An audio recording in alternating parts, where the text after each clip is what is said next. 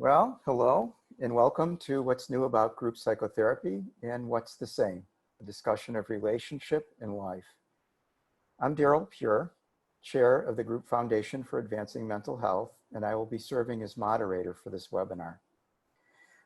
The Group Foundation is a philanthropic organization dedicated to changing lives through therapeutic group work by advancing the most effective and innovative approaches to group therapy education, training, research, and community outreach. Many of you are familiar with the annual scholarship program, providing training to those new to the field, as well as foundation-supported programs at the annual AGPA Connect. More recently, we are supporting the group community's response during the COVID-19 pandemic and helping group therapists continue to help their clients and communities during these challenging times, which includes helping the helpers, reaching out to healthcare workers. We're so grateful to all of you who are attending this virtual fundraiser, and to Irv and Mullen for donating their time so that we can continue our important work that is needed now more than ever, and now even more than ever. I'd like to take a moment to also thank the Foundation's Education Committee, Chair Dr. Chris Fitzstevens, and Vice Chair Dr. Marietta Andrews Sachs for their efforts on this program. I'd also like to thank our very generous event sponsors whose support has made this program possible. You can see their names posted on the screen right now.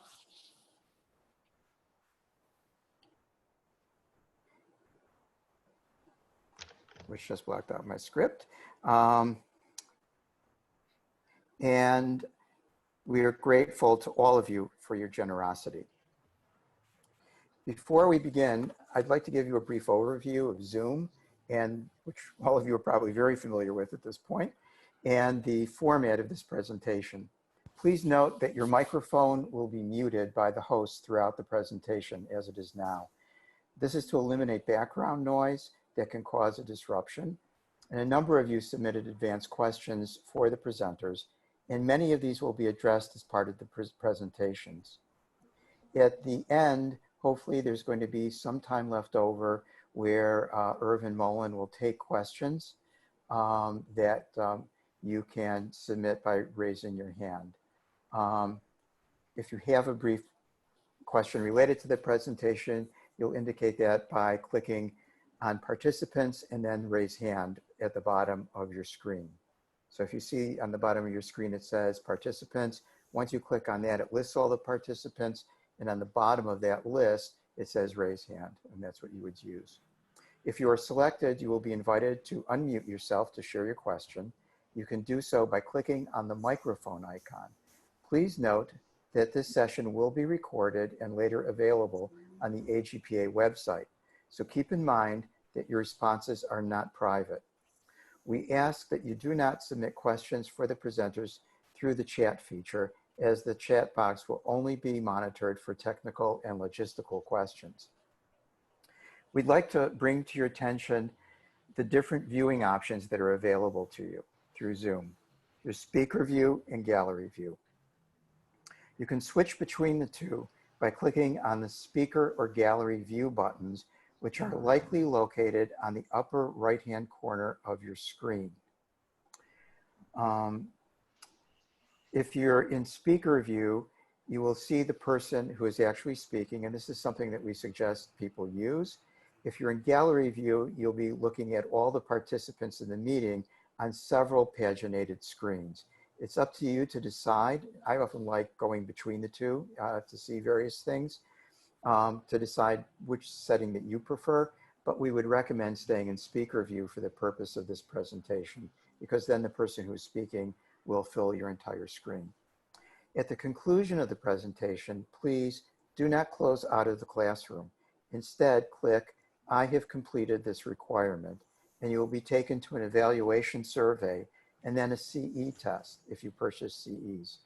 If you close out by mistake, you can re-enter the classroom up to 30 days after the webinar by logging into your AGPA account homepage and clicking on e-learning.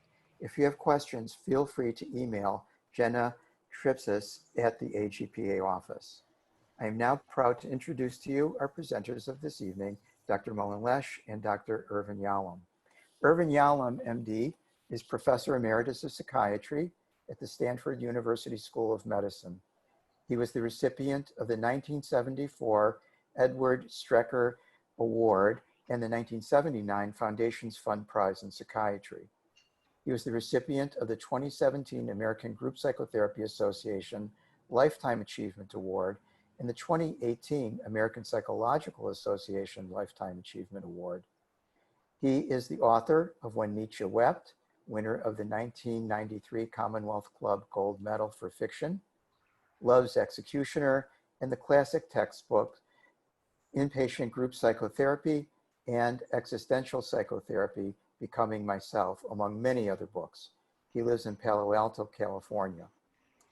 Dr. Mullen Lesh is a professor in the Department of Psychiatry at the University of Toronto, where he served as the clinical vice chair 2010 through 2017, and as psychiatrist in chief of Sinai Health System 2006 through 2017.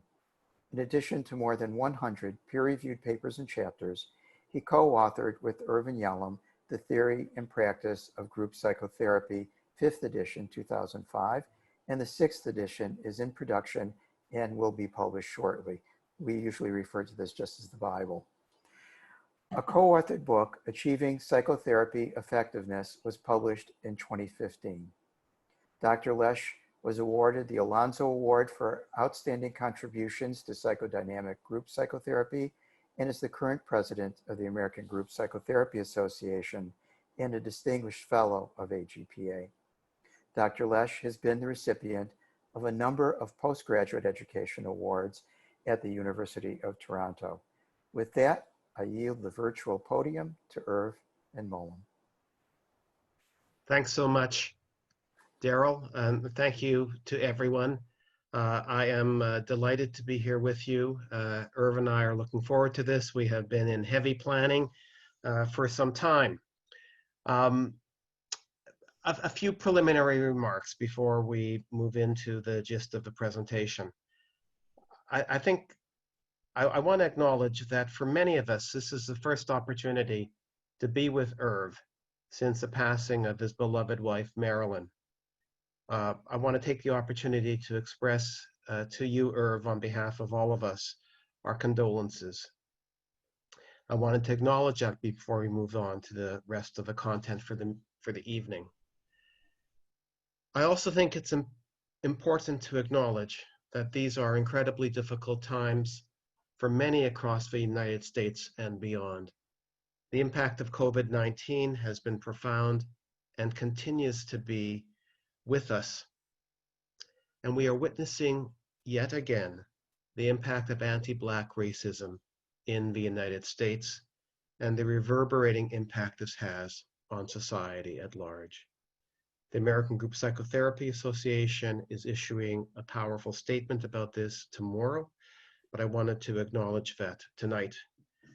No one of us is unaffected, and no one of us is free from responsibility to make our world more just. This also must include awareness of the discrimination against Asian Americans that has emerged once again in the context of COVID-19.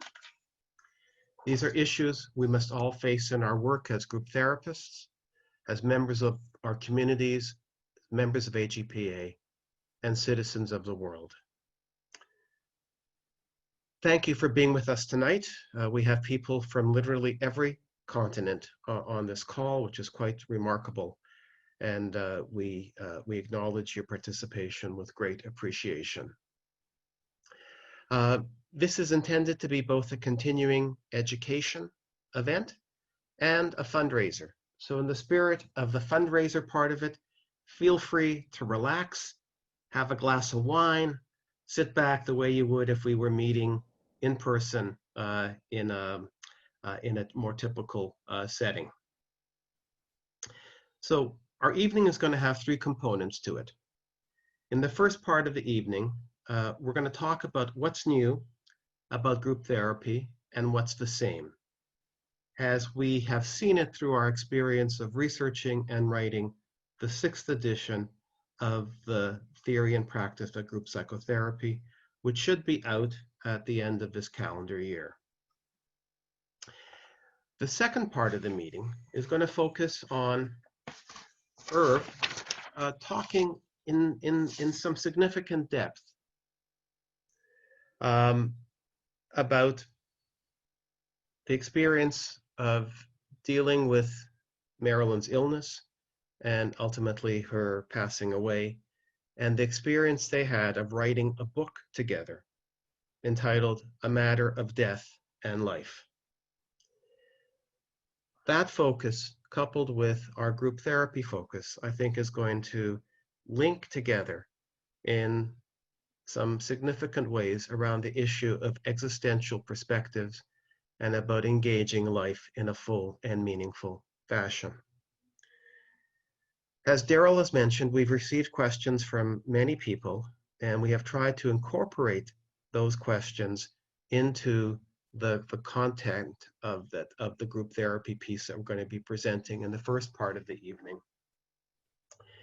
I think you're going to see lots that is familiar, but we hope that when you hear us and when you see the textbook, it will feel for you like a home that is familiar, but that has been significantly renovated to make it more contemporary. At the end of the evening, we are going to talk about, we'll try to field some questions if we can, and hopefully we'll have time to do that. So that's in essence the plan for the day, and we're looking forward to getting into the actual presentation part. So I'm going to now share my screen with you so you'll be able to see the PowerPoint, and this will be for about the first third of our time together.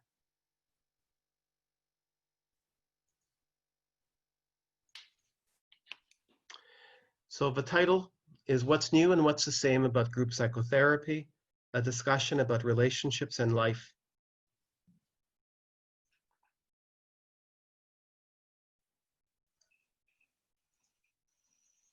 So what are our learning objectives? We're going to talk about therapeutic factors.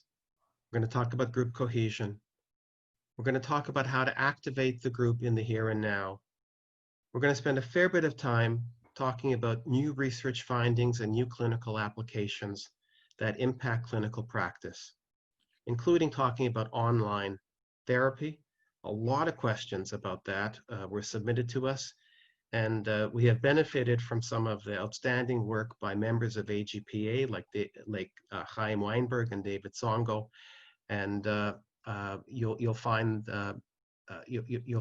their contributions evident in our work.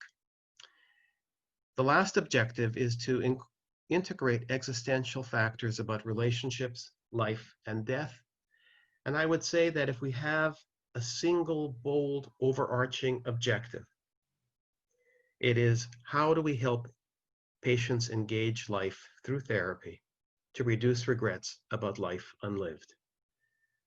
Disclosures, we have royalties from Hatchet Books, Norton Books, and Stanford Press. Before we move on to the next part of the presentation, Irv, I wanted to invite you to comment about one of the series of questions that people submitted. The questions fell into a number of main areas. One of them was, how do we do this work well? What have you seen has been the center point of group psychotherapy? Are there any things that you thought to be true that no longer seem to be as relevant? And any advice that you would give the beginning group therapist? That's a question to me? That's a All question right. to you. Well, you know, let me just ramble a bit on that. As I saw you talking this morning, just now, I've been sort of thinking about our past. I'm thinking Hi, about Professor. I'm thinking about the first time I met you. Mullen came out to spend a year with me as a fellow, after his finished his residency training. What year was that, Mullen? It's 1980. 1980. So he began to work with me. I was running a lot of different kinds of groups at those times. I believe I was running some groups of bereavement patients. I think I may have been running some groups of patients who were dying of cancer. Um, and I was doing inpatient work. And in all these groups, I invited Mullen to come in and observe these groups. But there was a special group, though. I was doing a group of experienced psychotherapists. We were having a group psychotherapy for people who may have had somewhere between 5 and 15 and 20 years as a group therapist, as a therapist. And so I was running this group. I'd been going for a couple of years at least when Mullen came to visit me.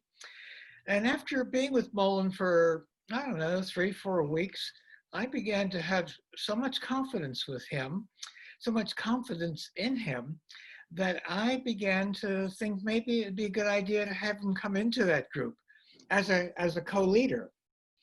And so I did. And I think back now, that must have been tremendously stressful for him. Coming in and doing a group of people who had been therapists for many, many years and being a co-leader in the group. But he did it with so much grace, seemed totally unanxious about that. I would have been anxious out of my skin at that point, but Mullen handled it very, very well. But you're asking me, what would I have done differently? What are the things that, what I'm thinking of is that if I had been doing that group now, or the last 20 years, I would have been focusing much more in the here and now in that group. I would have been talking to Mullen about how it felt for him to come into that group and how the other members felt at having a fellow come into the group. We didn't look at any of that. I think I would have done that quite differently. So that's one thing I've learned in this time. I would never have let an incident like that go on without really looking at the here and now implications for all the members. So that's the first answer that comes to mind, Mullen. Okay, that's great. And we're going to talk a lot about working in the here and now. So that's a great beginning. And I'm going to come back to sharing our screen. And we're going to move in now to the more substantive aspects of this talk. So a couple of words about psychotherapy effectiveness. I think it is safe to say, based upon the evidence, that the psychotherapies work. They are significantly impactful on symptoms and global functioning. And there's even some beginning evidence that our work has a neurobiological basis to it, that psychotherapy changes the substrate of the brain by creating new neuronal connections. What we also know is that there's no single gold standard of psychotherapy, and large meta-analyses keep delivering this message.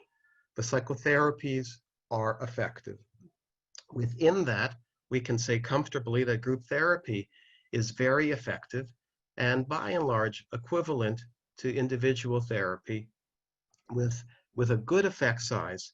And of course, the efficiency factor is very clear to anybody who works in this domain.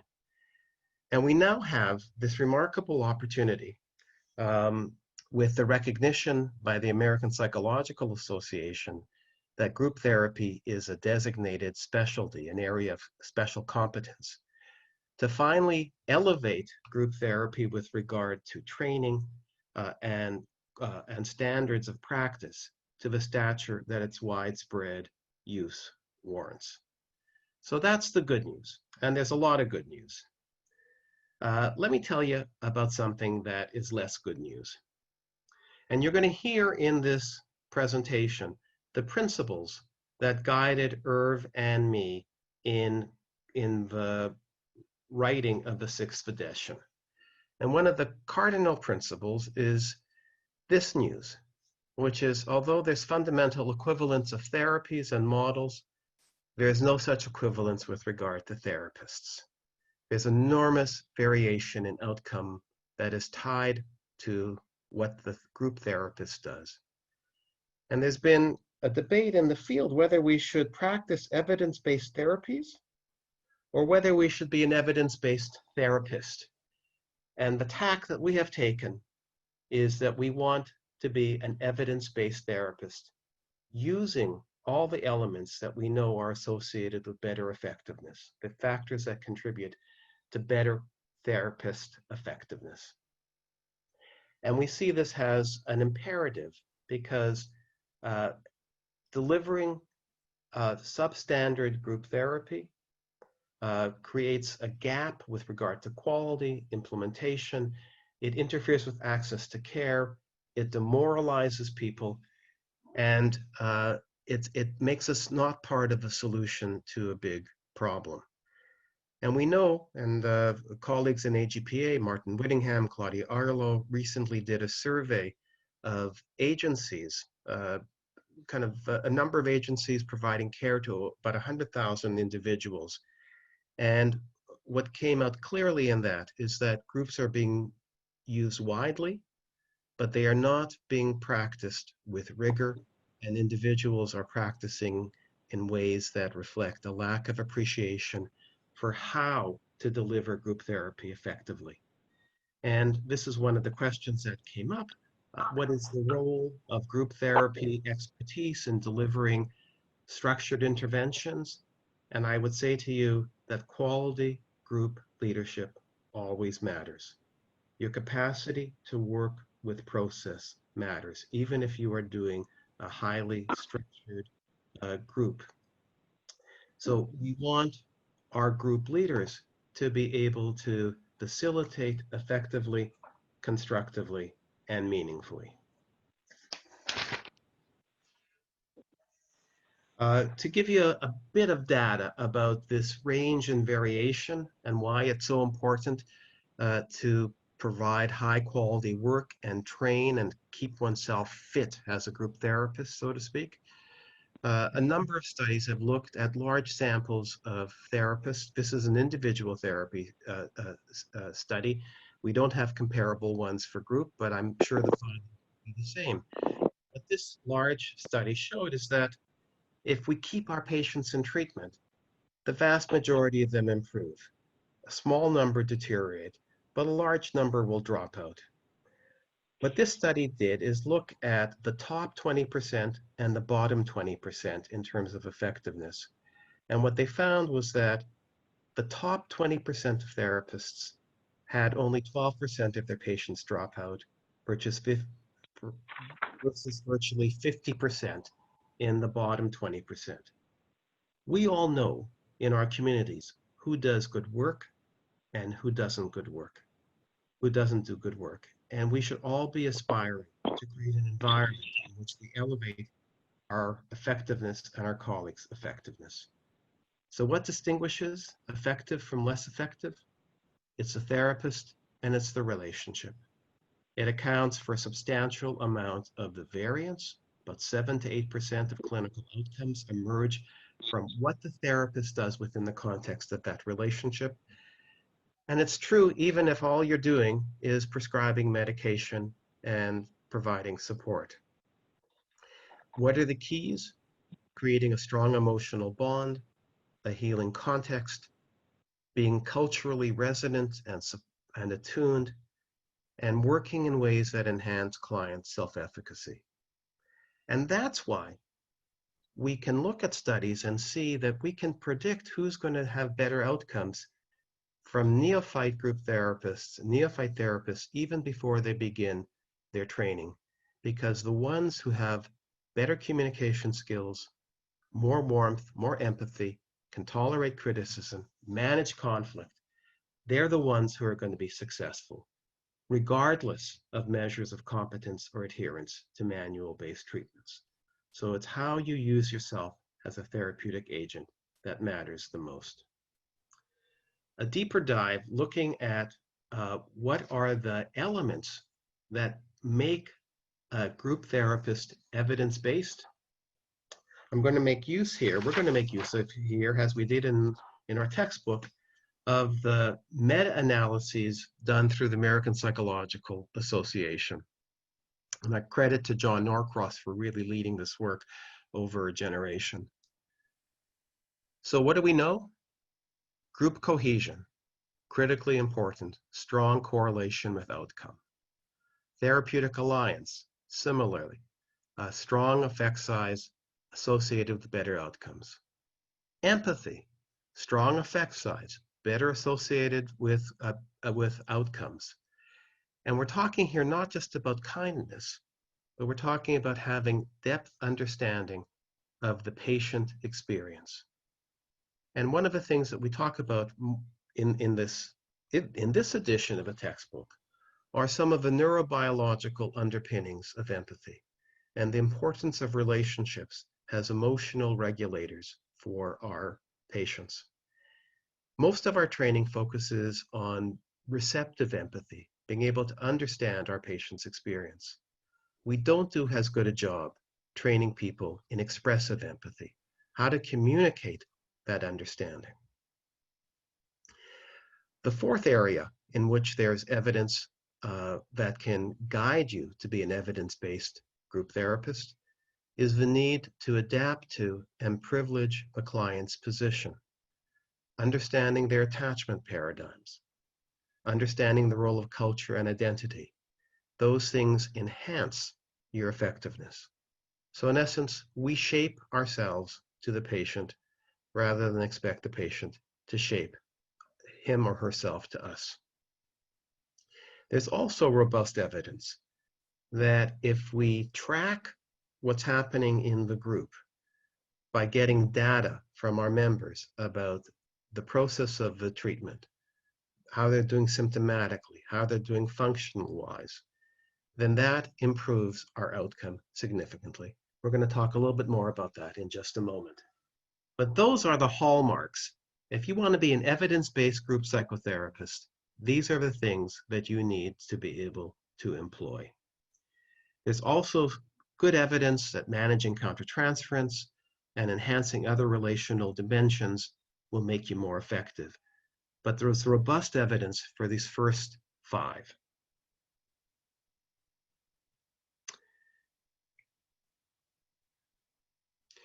Which leads us to another important principle, which is that of deliberate practice. We don't get better at doing group therapy just by doing it for a longer period of time. We need to target our growth and development professionally. And how do we do that? By reviewing challenging cases, by attending workshops, by reflecting on past sessions, by planning what to do in future sessions, and seeing how we can utilize the evidence-supported therapist interventions we've just been talking about. Feedback on our work is essential, and the more we are able to get that feedback, whether it's through direct observation, group psychotherapy lends itself to that very effectively, or whether it's through kind of empirical feedback. We should all be like Atul Gawande, the Harvard surgeon, who brings surgeons into his operating room so that he can learn how to do a better job in delivering care. If we do this, then we're going to be providing an embedded ethical practice, recognizing that we need to reduce negative outcomes and we are stewards of precious treatment resources. And we want always to carry this message through to our trainees. So the essence here is practice, practice, practice. A key area that is essential in order to be evidence-based is to be attuned to issues of culture, identity, and group psychotherapy. There is no health without mental health, and there's no mental health without social justice. We are aware of the toxic effects of discrimination, marginalization, and racism on the mental health of our community and of our patients. So it is incumbent upon us all to be aware of members' identities and understanding cultural contributions to gender, power, authority, emotional expression, and disclosure. There is robust evidence that multicultural competence correlates with better outcomes, and we as group therapists need to be able to create an environment in our groups for difficult dialogues to discuss issues of identity, culture, racism, to examine microaggressions, those hurtful, devaluing, undermining statements, behaviors that seem uh, to, in the eye of the person who is perpetrating this, to be trivial, but in the experience of a recipient, are damaging. They need to be elaborated and addressed, let alone the larger issues of more overt aggressions. We as group therapists have a responsibility to not stand by, but to make the invisible visible and speak to the implicit communication's harmful impact. We need to be allies. So we touch on this quite a lot in the new edition of the group textbook, and it's a reflection of really how much the field has shifted in the last 15 years. We've revisited the issue of therapeutic factors. And what's interesting is that there have been many, many studies looking at the therapeutic factors that Irv originally identified, the 12, 11 factors that we have used over and over again. What the recent research has shown is that these are still kind of the mainstay, but they are being reframed and looked at in different subsets. It's a focus on the emotional, cognitive, and behavioral domains of therapeutic factors. You'll see that in the principles textbook that Les Green and Francis Kalaskis have just done for AGPA. We understand more about how each therapeutic factor reverberates with different clients, what's referred to in the literature as the actor-partner independence. So a more nuanced understanding of therapeutic factors. We understand how therapeutic factors can now be characterized as reflecting affective insight or affective support, or cognitive insight or cognitive support. And another reframing looks at these therapeutic factors falling into four main domains: social learning, secure emotional expression, installation of hope, and awareness of relational impact. So there's efforts to try to narrow down from 12 to 3 or 4, because this makes it a little bit easier to measure and evaluate. And we recognize that these therapeutic factors are not independent actors. We expand in this issue, this edition, on existential factors. It was one of the prominent therapeutic factors in the original work, but has become more top of mind in the current environment in which we live. And I'm going to ask Irv if you want to comment about the existential factors and their role in group psychotherapy, and how we can harness existential factors to promote what I see as the heart of the matter, which is personal ownership of the active and willful dedication to one's relational matrix, with a broadening of one's interpersonal repertoire. That we take responsibility for our relationships and for how we live our life. Irv, do you want to comment? Well, I think you're covering it very beautifully. The existential factor is the idea of what we are truly facing as human beings, how we look upon our existence, how we look upon death. These are critical features now, not just of group therapy, but of all therapies, I do believe. So these are issues, but they're not they're not solely the domain of group therapy. They'll be present in every kind of therapy, every kind of way we have of relating to patients. Um, I think I'd wait for some later, Mullen. We'll say more Okay. about that as we go along. All right. I think this statement here, a quote from Seneca, which is at least close to 2,000 years old, I think you will hear much more about when Irv shares with us his experience in this last year. Mhm. Seneca's comment was, "Man cannot stand prepared for death if he has just begun to live.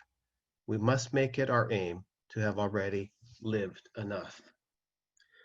The Yes, existential, yeah, the that's ex- that's expressed in so many different kinds of approaches. The idea of trying to live without regrets, you know, living yourself, living very fully, of um, you know, trying to incorporate the idea of death and what it means, not the idea of living your life without looking at possible regrets. And what regrets do you have about the way you've lived your life? This is trying to live without regrets is important in almost all therapies that I've been involved with. Indeed. And I think uh, in a bit, we're going to hear more about that, Irv, uh, as you talk about that, as it relates to the experience of being with Marilyn during the course of her terminal illness. So the existential factors, how we deal with meaning, how we deal with isolation, how we deal with responsibility, how we deal with death, influences our relationships so that we can be mindful of relationships as true self-to-self encounters and not as transactions that are utilized to deal with a variety of different existential anxieties. Uh, a couple of words about cohesion. Um, and much credit to Gary Burlingame and his colleagues for really kind of leading a kind of exploration of the research on cohesion and developing our capacity both to understand it and to measure it. So we know that cohesion is a sine qua non of group therapy. Nothing happens, even in structured groups, without cohesion. And we need to be alert to the different elements that contribute to group therapy, cohesion, the relationship structure, the quality of the relationship, what goes on between member to member, member to group, member to leader, leader to group, leader to leader in co-therapy situations. And, and Gary and colleagues have developed a very good uh, measurement called the group questionnaire, which helps us understand the presence of a positive bond, the presence of positive work, and the presence of any negative relationship factors.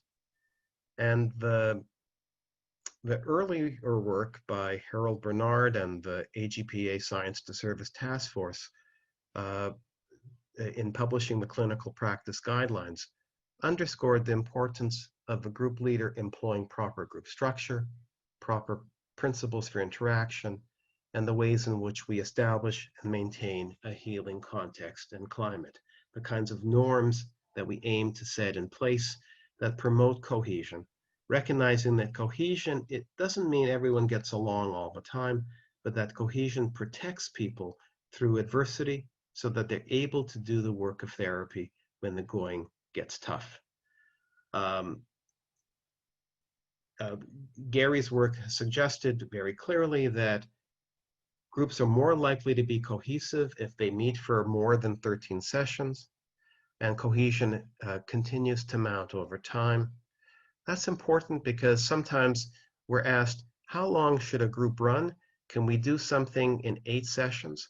And I think if you have the opportunity to meet for 12 or more, you should do that because you increase the likelihood of establishing cohesion. It should be right-sized, 9 members or less. And there are things you can do as a therapist to build cohesion. Part of which is accommodating to different interpersonal rhythms and needs, different attachment styles. The hyperactivating, anxious, preoccupied patient, and the hypoactivating, dismissive, avoidant personality. And Alan Shore has suggested in his work on right brain psychotherapy that group cohesion emerges from member to member, right brain to right brain communication and synchronization, the implicit, nonverbal, emotional, unconscious communication that goes on between people. And to foreshadow what I'll talk about in a few minutes when we move to online groups, something that some people feel is missing when they meet online.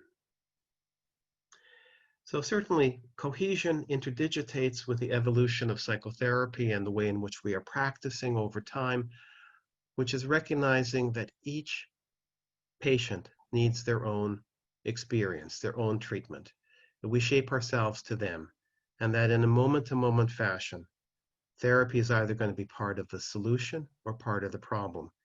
And our patients test us, in essence, to determine whether we are going to be part of their solution or part of their problem.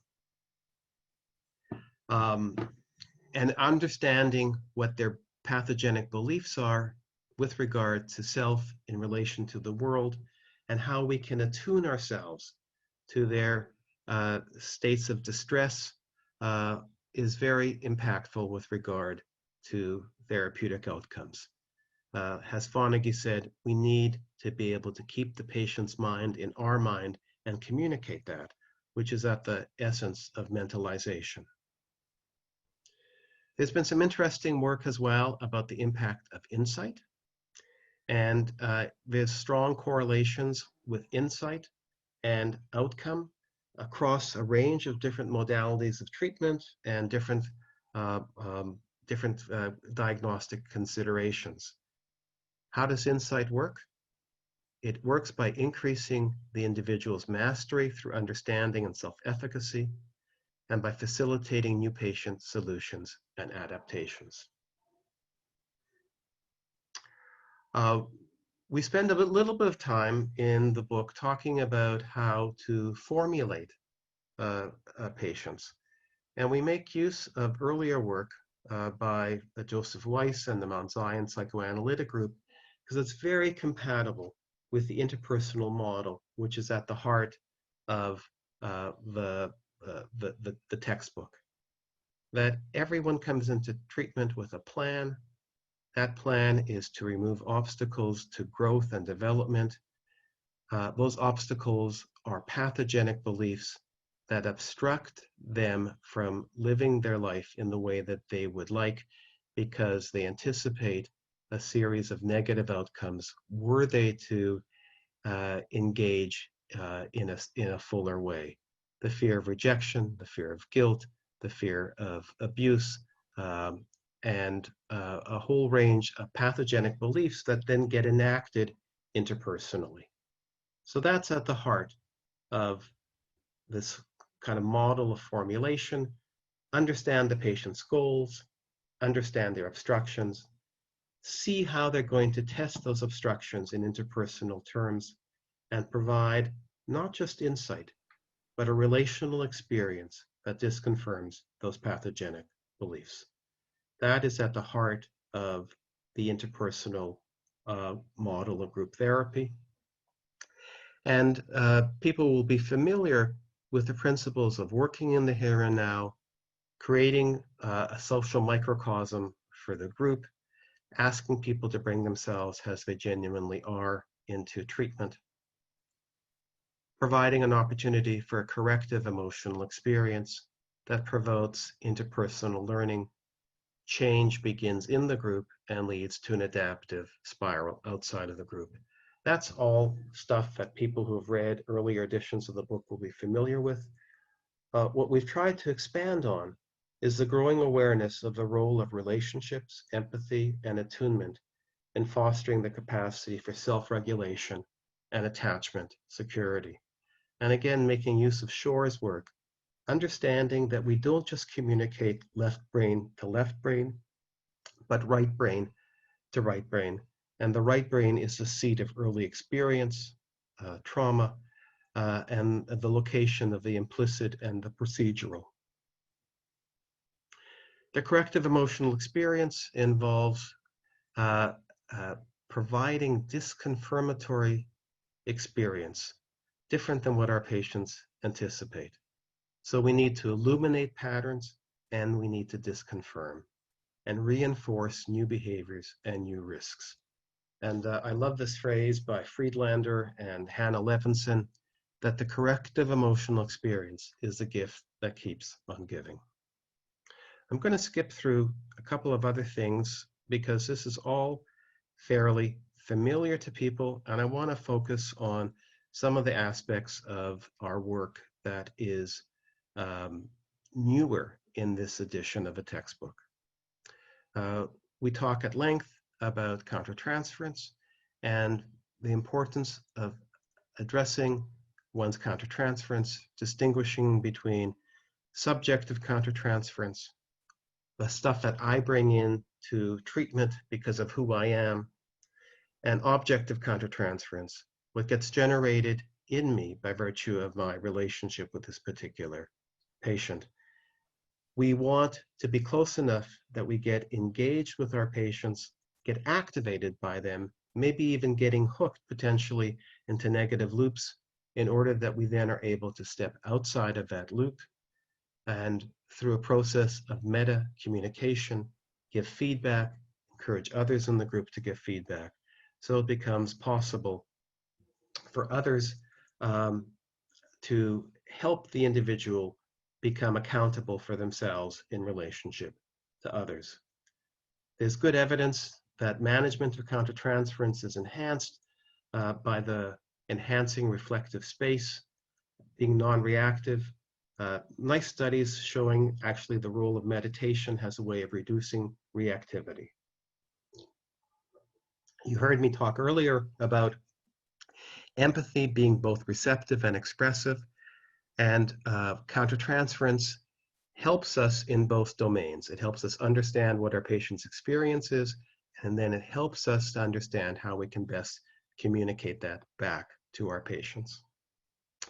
We talk at length in the book about therapeutic meta-communication and therapist transparency, the way in which therapists can communicate meaningfully, effectively, always checking that they align their intention and their impact and do not make assumptions that the patient is hearing the message in the way it is intended without first processing it.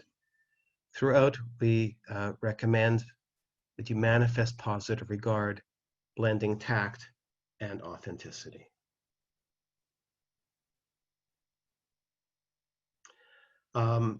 Moving to some of the newer areas that we identify in the textbook, we make good use of the research about routine outcome monitoring, what is also known as practice-based evidence, finding out from your patients exactly how they are managing in treatment. Why is this important? Because we underestimate deterioration effects. We assume things are going much better than they are, and we are blind to the actual experience of our patients, sometimes until it is too late for us to be able to be effective. 90% of therapists believe that they are in the top 25% with regard to effectiveness. So we know that can't be true, although we all may aspire to be in that top quarter. The principles that the literature guides us on can help us to achieve that, and we can check how close we are to that by getting feedback from our patients about the quality of the relationship and getting feedback from them about how they are managing. Measurement-based care is going to be with us, and I think we need to learn how to engage it effectively.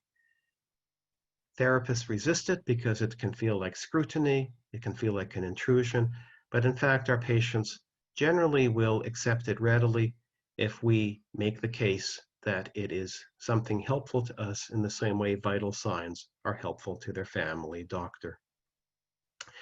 Um, there are a number of very good systems out there. The outcome questionnaire, OQ45 is one, and the Partners for Change Outcome Management, PCOMS, is another very good system. And the evidence is the more feedback you get, the fewer negative outcomes you have, and the better your overall outcomes will be. Although routine outcome monitoring may not be helpful to therapies that are flying well, they are incredibly helpful to the significant number of therapies that are problematic. We spend a lot of time in the book talking about how do you adapt groups for diverse populations. And the principles that have been articulated earlier persist through this edition. Find out what the common needs are of the specific population. See what elements you can influence and which are fixed structurally. And then create a group that meets those needs. And evaluate what you are doing regularly.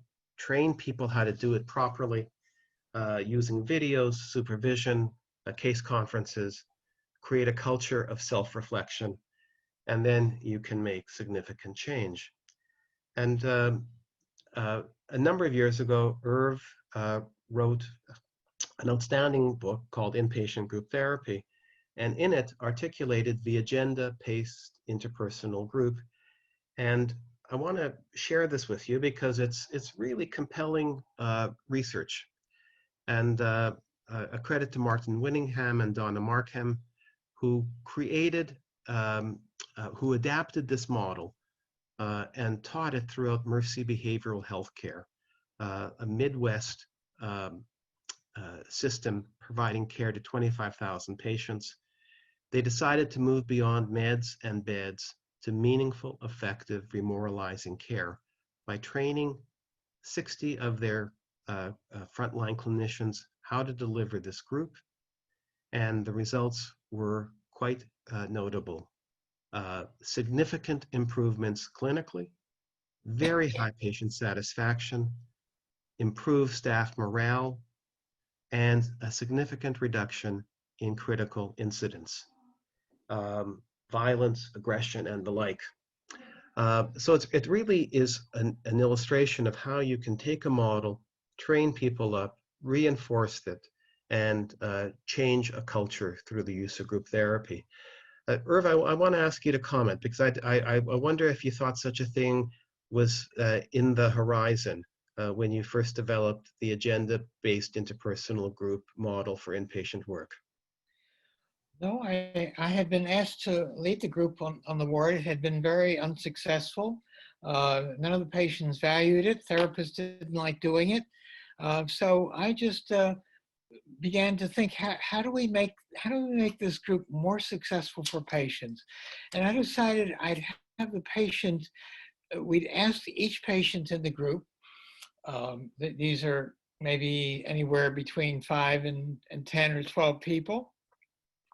There's usually another group on the ward for more deeply disturbed members that would work somewhat differently. But each patient was then asked, what could you possibly accomplish that would be of value to you in this group? We're asking them to make an agenda for this group. It seemed like an impossible task at first, but they gradually got the idea. Someone might say something like, I want to find out why no one talks to me on the ward. Statements like that. And so we said, you want to learn more about why people aren't speaking to you. That's your agenda, right?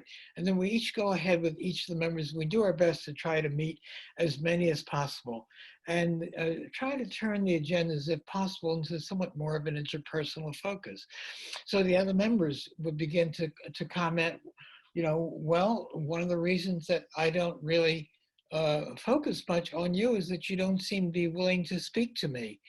Anything to give them some sort of sense that their complaint is being registered, their complaint is being looked after by the group members. So we have this 45-minute meeting. I had observers in the group watching the group. I like to have this the observers be quite transparent.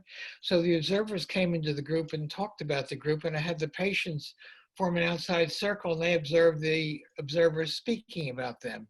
All of these were kinds of various ways of looking at interpersonal behavior, how members are seeing one another, what they could do to be helpful. I think the agenda group became much more successful than the other attempts. Many different attempts have been tried on the ward that I was in. So they've been using that for many, many years since then. So that was how the initial formulation went, being quite transparent, having the patients observe the observers. Patients will not mind observers to the group if they can witness the observer's conversation about them. And so we always put that into it. In fact, so many of the patients wanted to have an extra 10 minutes of the meeting so they could talk about how they felt about what the observer said. And that we tacked that on. It was very useful. So that was just a new way of doing inpatient groups. It must feel very good for you to see that model being utilized in such a broad way today as well. Yes, indeed it is. Okay. We're just a couple of minutes talking about online groups and video teleconferencing. So I think everyone on this call virtually is in the midst of this huge natural experiment, shifting groups from face-to-face to online. And I think the principles that we have talked about just a moment or two ago about adaptation apply also to this shift to online groups and video teleconferencing. Chaim Weinberg has likened it. John Chlabapersky has used similar terminology. This is a shift from the group circle to the group screen is as profound as the shift from the couch to group circle. And many of us have been forced to act accordingly. It's important, I think, to make a few comments.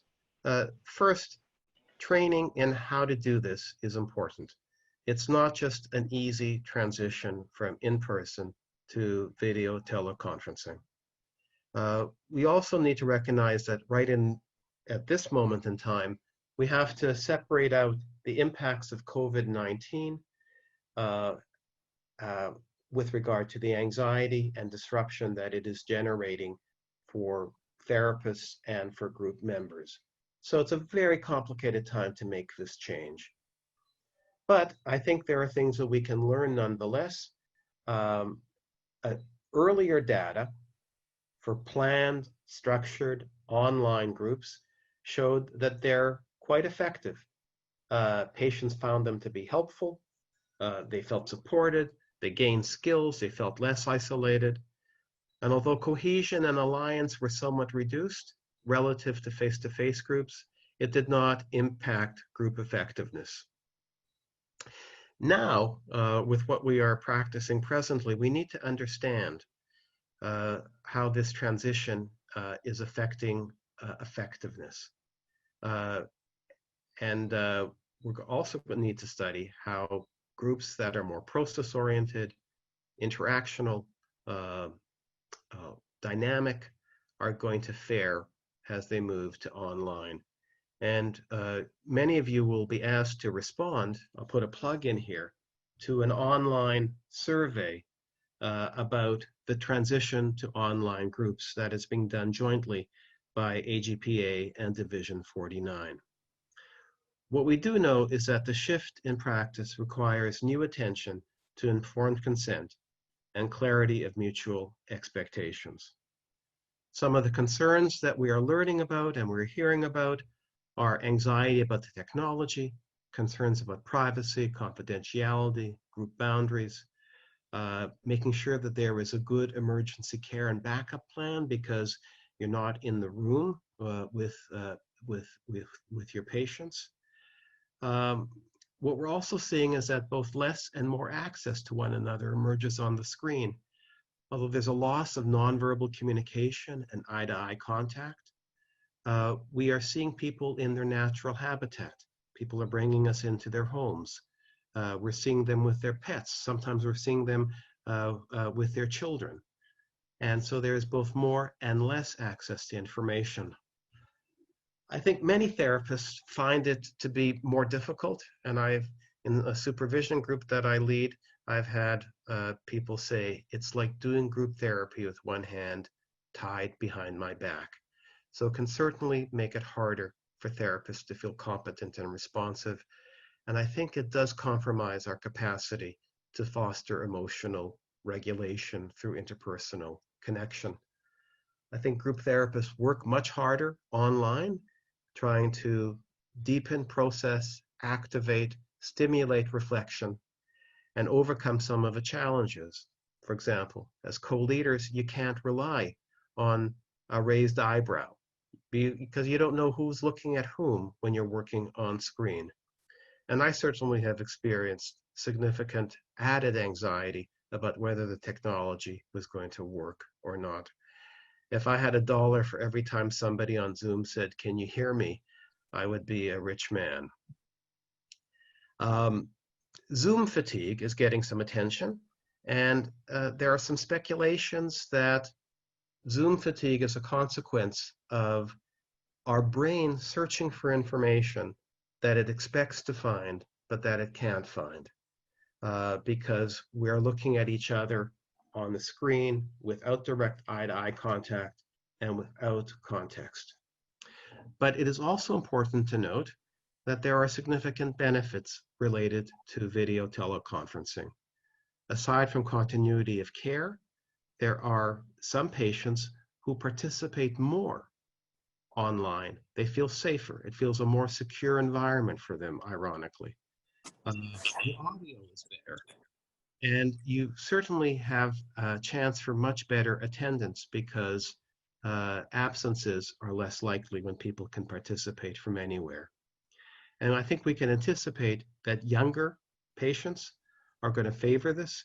And I think we're going to have some difficulty transitioning back to face-to-face groups, both because of anxiety about COVID-19 in the short term and because of the heightened efficiency in the longer term. But it is with us, and we need to seize the therapeutic opportunity. And we're going to be practicing like this for some time. And I think it's great that we can use technology to draw us closer and to sustain our essential work. Groups online, like interpersonal groups, like structured groups, all benefit from the leader's attention to process, stimulating reflection on action, or at the very least, using his or her process understanding to try to maximize support and maximize engagement. Even in a psychoeducational group, I think there's good evidence for its value.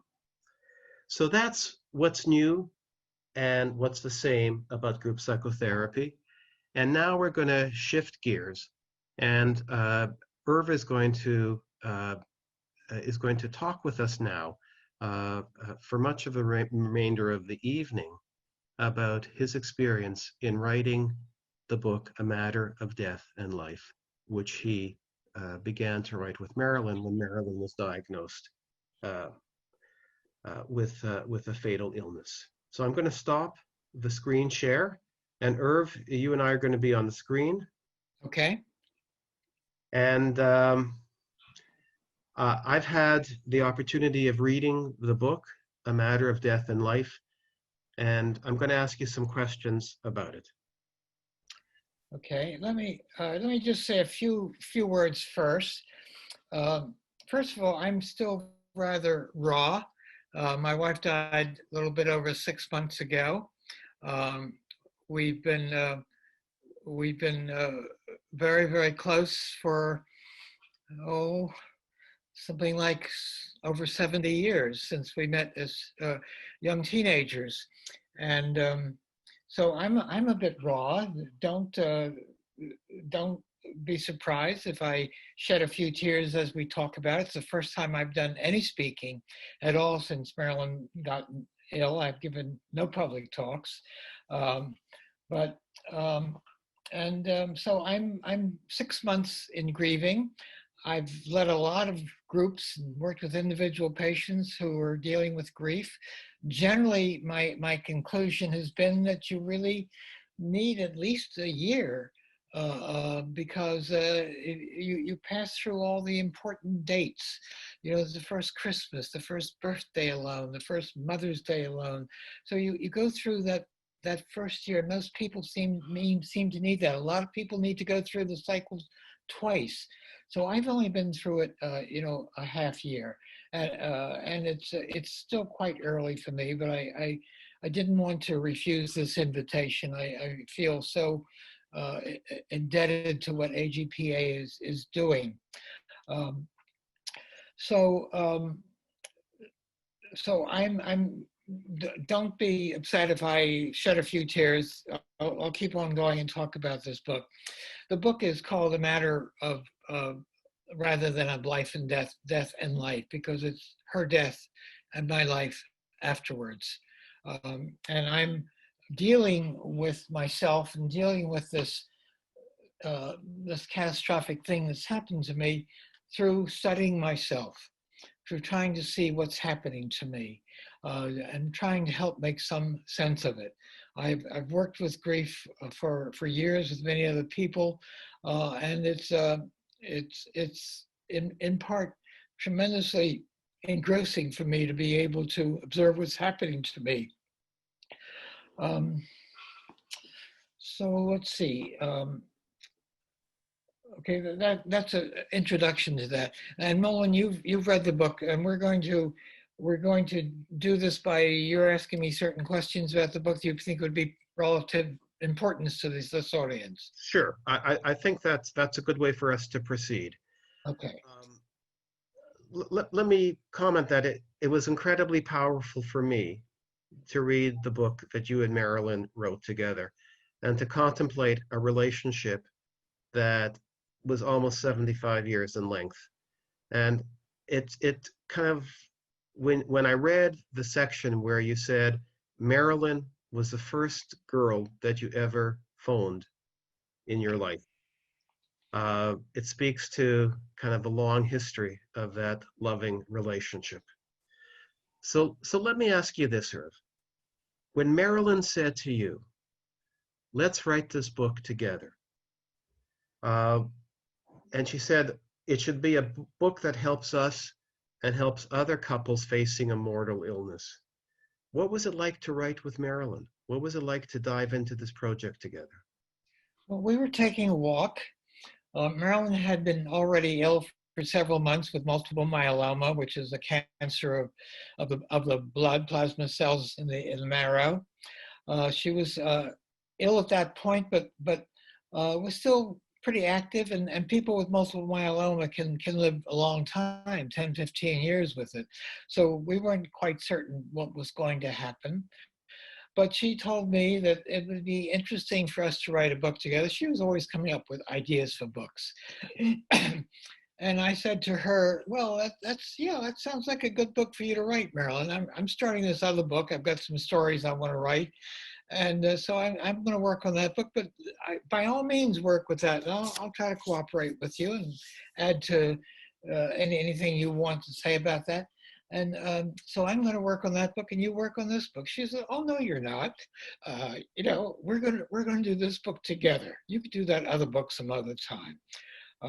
And she held to that gun, and sooner or later, we were working on this book together. So this began about 6 months before she died, and we started off by. She was going to write a chapter and I'd write a chapter. We'd do them independently. And then later on, after we'd written a couple of chapters, we'd read each other's. But so that we're writing them by ourselves and then beginning to share them. I think it's a unique book. I don't think I know of any other book that's quite been written about that. Marilyn is not in my field. She was got her PhD in comparative literature, German and French literature from Johns Hopkins. I was a psychiatry resident at Johns Hopkins for those 3 years. And so she her degree was in an entirely different field. Um, and At that point, I was writing very early, even before I became a resident. And Early on in my career, I was given a fellowship by Rockefeller Institute. There's a very nice resort in Italy, and we were the people who were awarded this two-month stay were given an office to write in, as well as a nice apartment there. And Marilyn started talking to me about a book, a group of essays she was thinking of writing about women who wrote observations about the French Revolution, much closer to her particular field. And as she talked to me about it, I said, God, there sounds interesting material. Maybe you've got a book here. Why don't we see if you can get an office at Rockefeller? We went down to the office. All the offices had been assigned in the big building that we were in. It's this place called Bellagio in Italy. But they said, we do have a tree house out in the woods, about 5 or 10 minute walk. And we went to look at it, and she was rather happy with that. So she had her little tree house, and that was the first book she wrote. And after that, for our whole life, I'm having a little trouble talking, sorry. She matched me book for book. So each of us, each were writing about very different areas, but we were each other's first reader. We early on in my career, in our career, we did write an essay, an article published in the American Journal of Psychiatry on Ernest Hemingway. So that was the only piece we wrote in collaboration, and this was 40 years before that time. And so we started to write this book together. I gave up on the other book. Maybe I'll go back to it, except I already forgotten what these stories were. I've just about come to the end of that book now. I've never written two books at the same time, and they're each in the same stage, but that's true here. What will happen in about 3 or 4 weeks ago, when I finish both books, I think I'll be in rather bad shape, not knowing what to do if I'm not writing. So anyway, that's how the book started. We wrote each chapter independently, but we read each other's chapter fairly quickly. Thank you, Irv, and we appreciate your openness with us, and these are powerful reminiscences. In the book, you talk about confronting your own anxiety about death, and you comment that you're no longer terrorized by death. Explain how that comes to be. Well, that's a little complicated. What happened was that just as Marilyn was getting ill with the multiple myeloma, I wanted to do some physical therapy and do some work out there because I had a problem with my balance as a result of a knee transplant, and so I was not walking very well. I'm still not. Need a walker or a cane.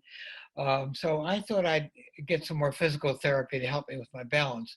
So just as Marilyn had started on her therapy with multiple myeloma, I went to see the physical therapist, and she was examining me for the first session, and she took my pulse, and the pulse was 30. And she said, no, we're going right to the emergency room. We can't work with you with a pulse like this. I said, I've been like this for a while now, and it's not a big problem. But anyway, she insisted that I go to the emergency room. I went and said to my family doctor, and he, as is done in these instances, they went to the cardiology department. They put a monitor on my chest for 2 weeks, and they came back. And so after Marilyn started on some therapy and suddenly had a clot in her brain. had to go to the emergency room, almost died there because she was allergic to the medication that was breaking up the clot.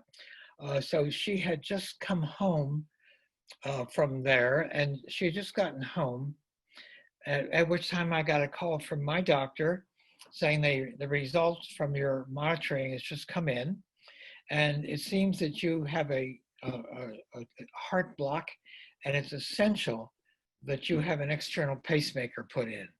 So both of these things were happening just parallel. I hope this isn't too complicated. So I went in for, I said to the doctor, well, Marilyn's just come home from the hospital. Let's do it next week, and I'll be glad to get this done. He said, oh, no, you've got to do it in the next hour. And you have to go to the emergency room immediately. So I did that, and they put an external pacemaker. It's right here, and under my left shoulder.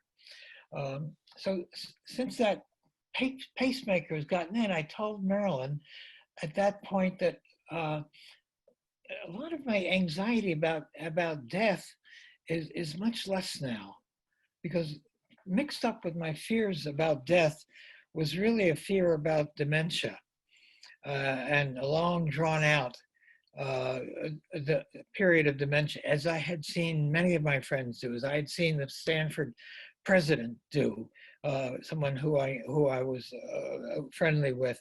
And the idea of dementia lasting for years was absolutely, I was absolutely desperately frightened of that.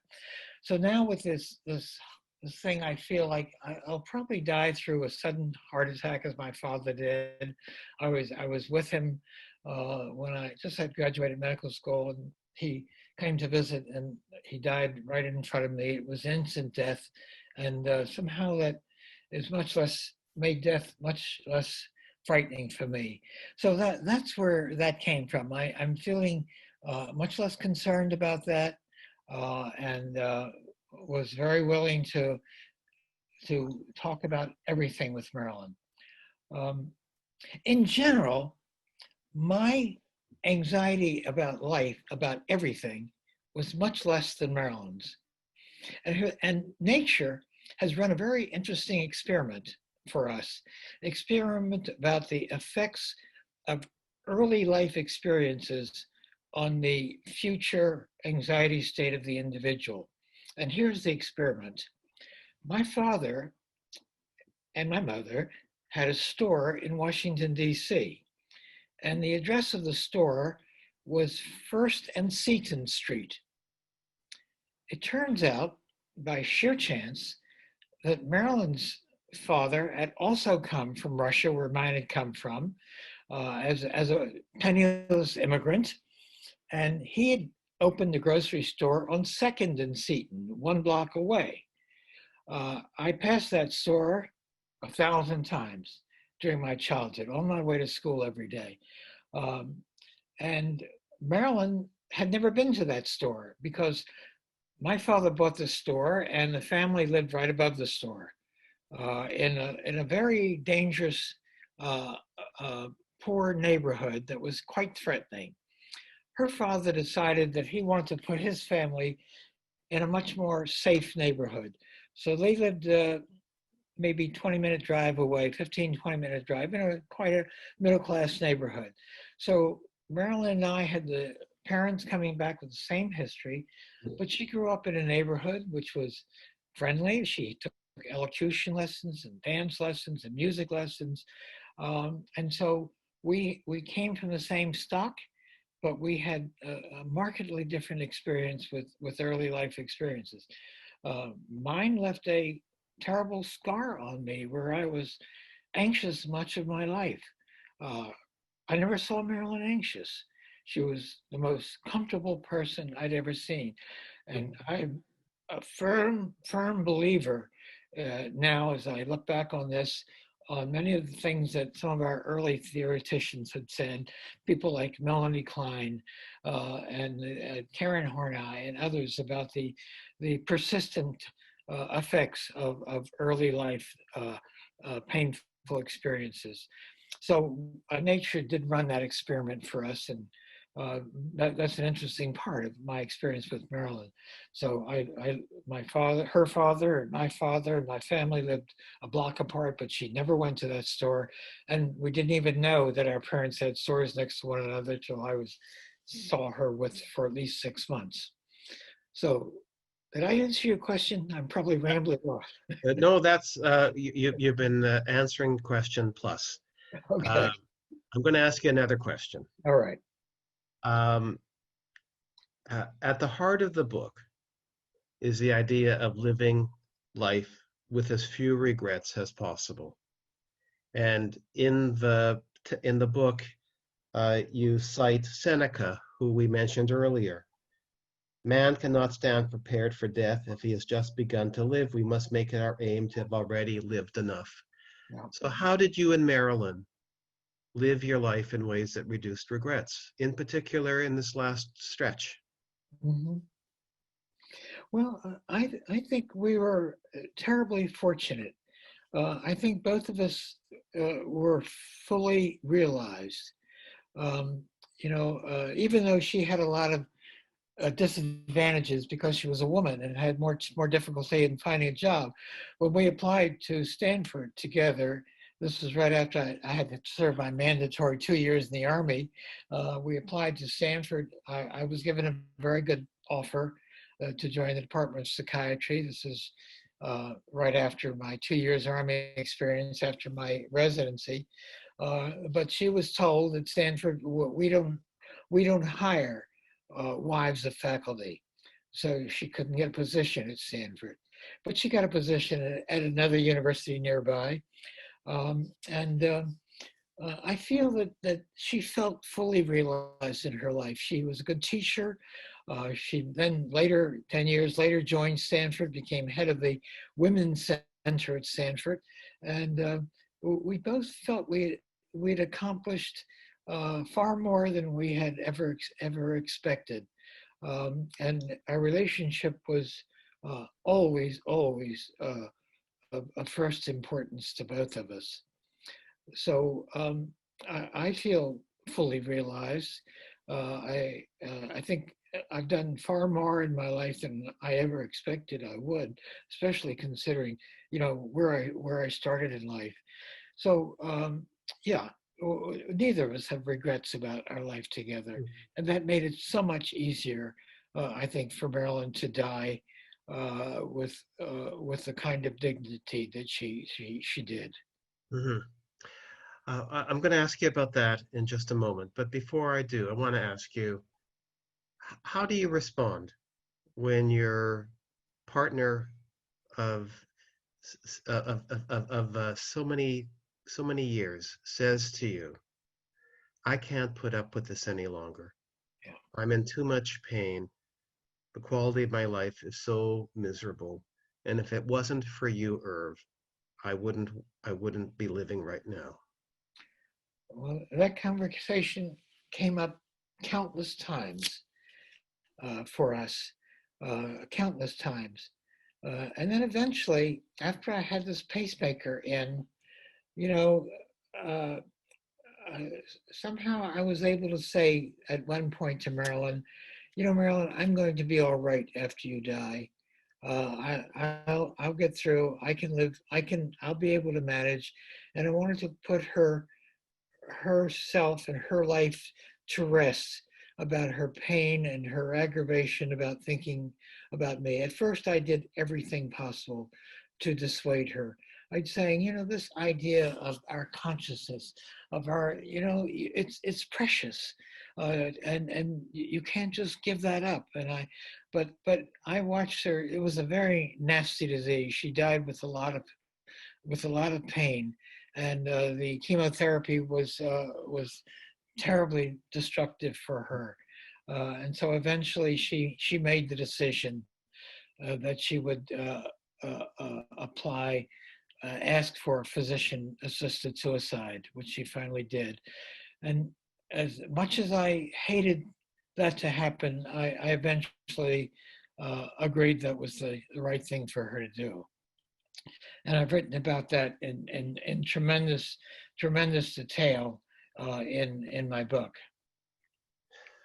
it's it boggles the mind to think about that. And I want to ask Irv how you made peace with Marilyn's decision to end her life.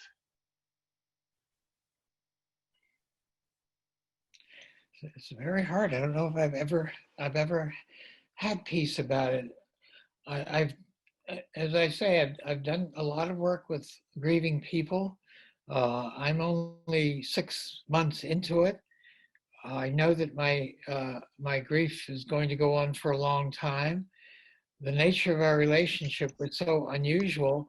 I'm not so sure my prognosis is great, but I'm experiencing this. I think writing this book has probably been a very good thing for me.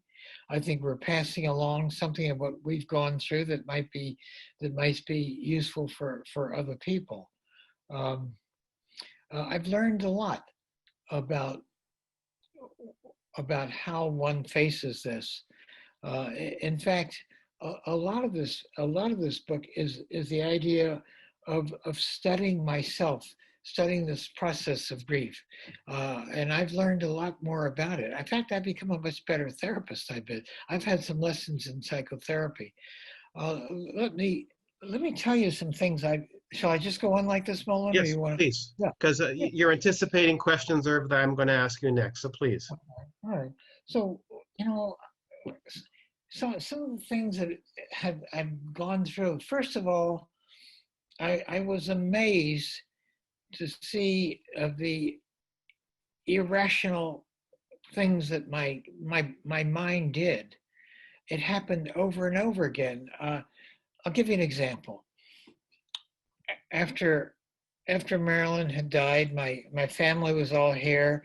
I have 4 children, and lots of them have had children. We had a house full of people, and in the other room, I go into the other room, and my youngest grandchildren, my son's Ben's 3 grandchildren were there watching some TV gory monster stuff, and I just hated it. I preemptively got up and turned the channel. They were yelling and screaming about that, and I just kept switching channels, and finally came to something. It was a Nutcracker Suite.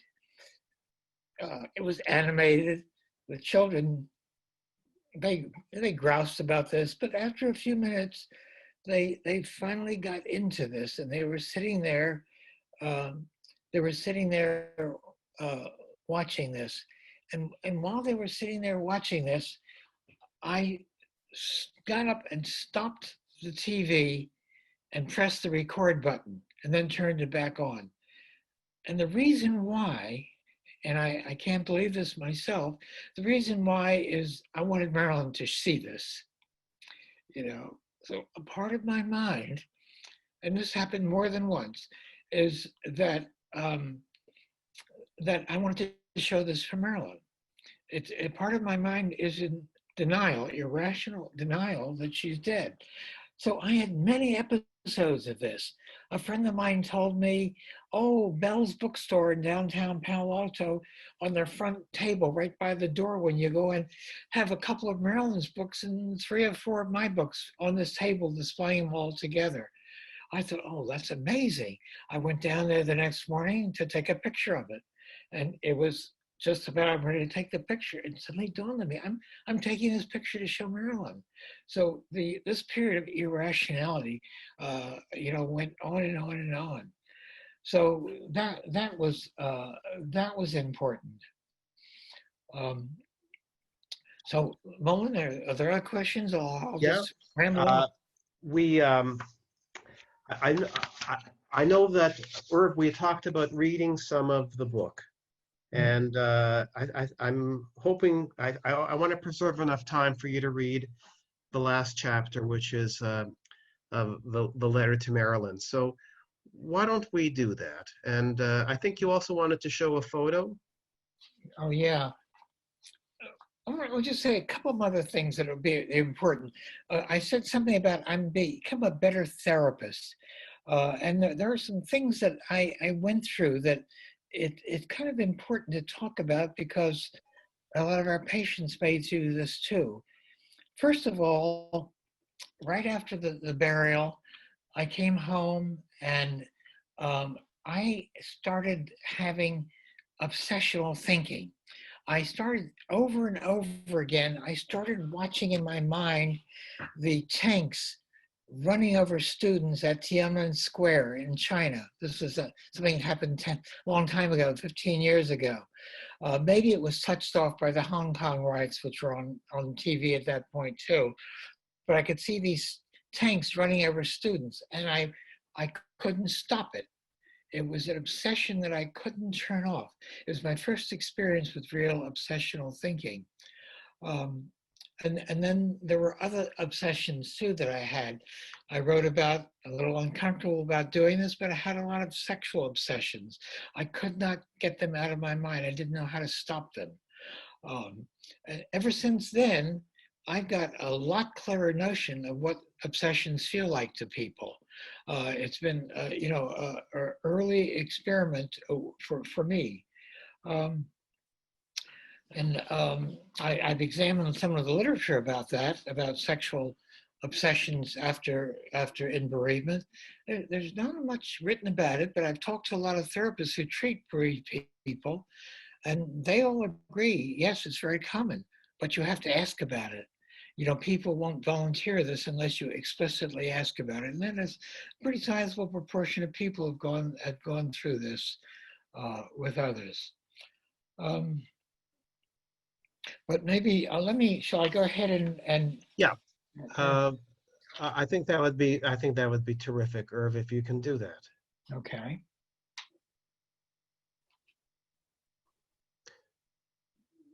So this is the last chapter of the book that Yeah. you and Marilyn began, but that you finish now on your own. Okay. Yeah, so I wrote about the second half of the book by myself after Marilyn had died. And this is the final chapter. So we're writing the chapters to the world after each one. This one, I did something quite different, just impulsively. The chapter starts like this. My dear Marilyn, I know I'm breaking all the rules by writing you, but I've now come to the last pages of our book and I can't resist contacting you one last time. You were so wise to invite me to write this book with you. No, that's not right. You didn't invite. You insisted that I put aside the book I'd started and instead write this book with you. And I'll be forever grateful for your insistence. This writing project has kept me alive since you died 125 days ago. That's when I wrote this chapter. Of course, you recall we wrote alternating chapters until 2 weeks before Thanksgiving, when you grew too ill to continue and told me I'd have to finish this book on my own. I've been writing alone for 4 months. In fact, doing nothing but writing. And I'm now coming to the end. I've been circling around this last chapter for weeks, and I know I cannot finish it without reaching out to you one final time. How much of what I've written and am about to write do you already know? With total assurance, my mature, scientific, rational mind says zero, nothing, nada. Whereas my child mind, my tender, weeping, lurching, emotional mind wants to hear you say, I know everything. Sorry, I told you about this. My darling Herb, I've been by your side, accompanying you every moment of your journey. Marilyn, the last thing I want to do is to address and shuck some troublesome guilt. Forgive me, please, for not looking at your portrait more often. I keep it in the bathroom, in the sunroom, but to my shame, I keep it turned to the wall. I tried for a while to keep it face outward so I could look into your beautiful eyes every time I entered the room. But without exception, every time I looked at your picture, grief pierced my heart, and I wept. Now, after 4 months, it's just beginning to ease. Now, for a few minutes, almost every day, I turn your photo around and gaze into your eyes. The pain has lessened. And now, once again, love, warmth flushes through me. Then I look at a photo of you I've just found. You are hugging me. My eyes are closed, and I am blissfully transported. Um, ooh, I had that. Oh, I've lost that. I've lost that. Oh, here it is, right next to the computer. So this is, I don't know if you can see this. Can you see this? Yeah, put it up closer to the camera, Irv. A Like little this? higher. Raise it. That's it. Perfect. We can Okay. see. What a photo. So that's a photo that will probably, I don't even remember when that was taken, but it's a photo that will be in the book. Um, Yet I have another confession to make. I have not yet visited your grave. I haven't mustered the courage. The very thought of it evokes too much pain. But the children have all visited your grave each time they come to Palo Alto. Since you last saw our book, I've written 100 additional pages and am now working on on these closing paragraphs.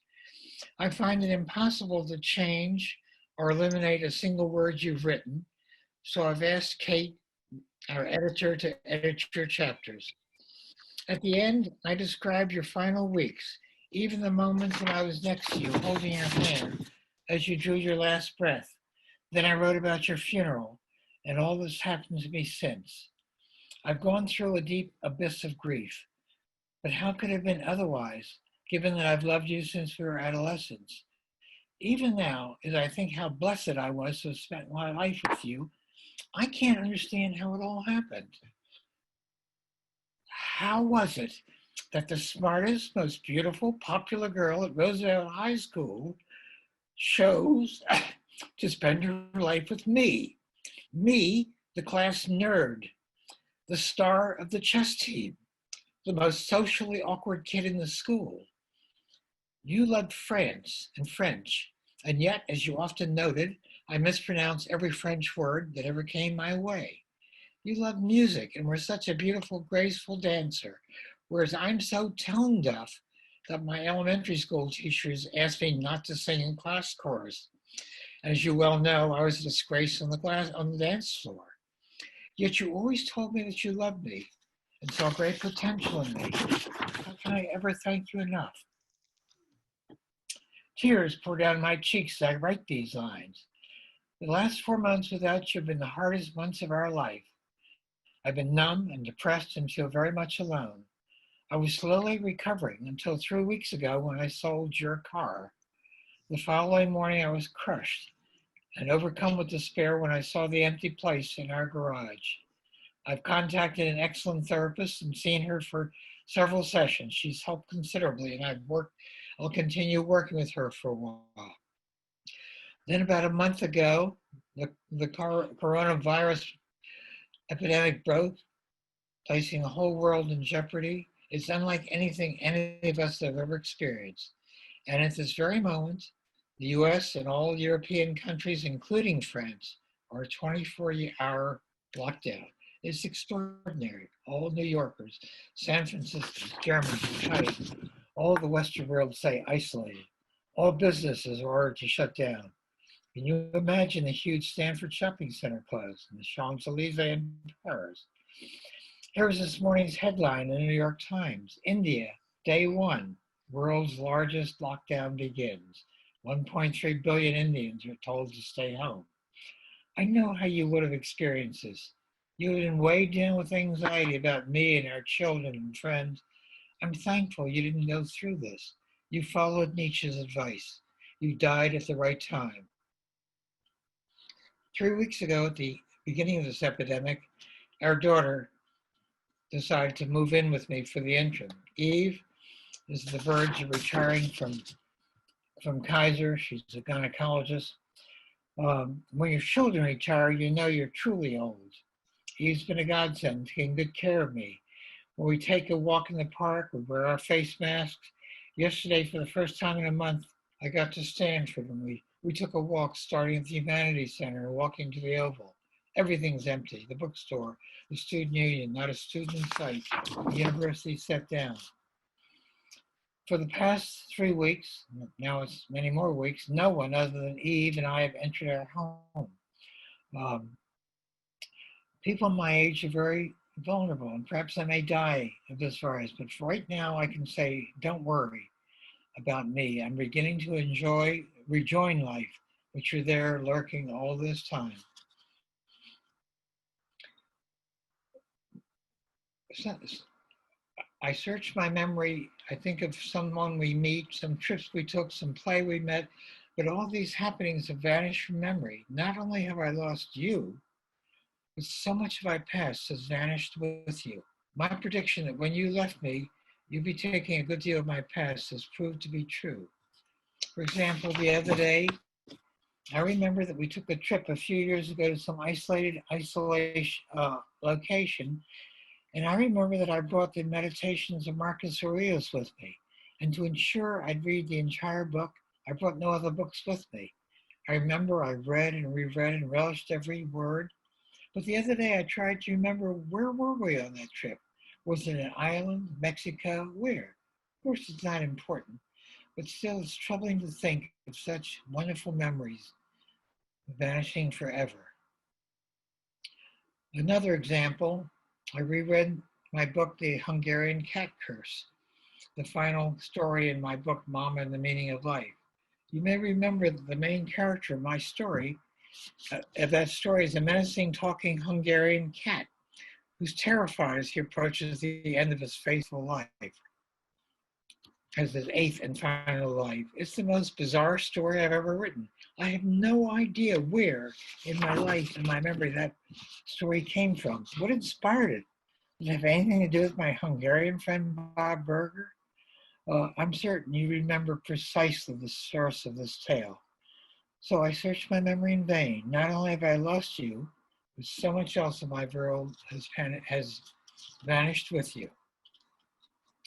I feel certain as I'm approaching the end of my life, I feel strangely little anxiety about death. I'm having a freak bout of peace of mind.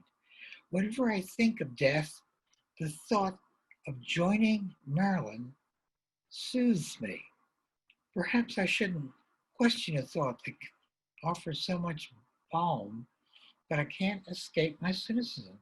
After all, what on earth does joining Marilyn really mean? Do you remember a conversation in which I once expressed my wish to be buried side by side in the same coffin with you?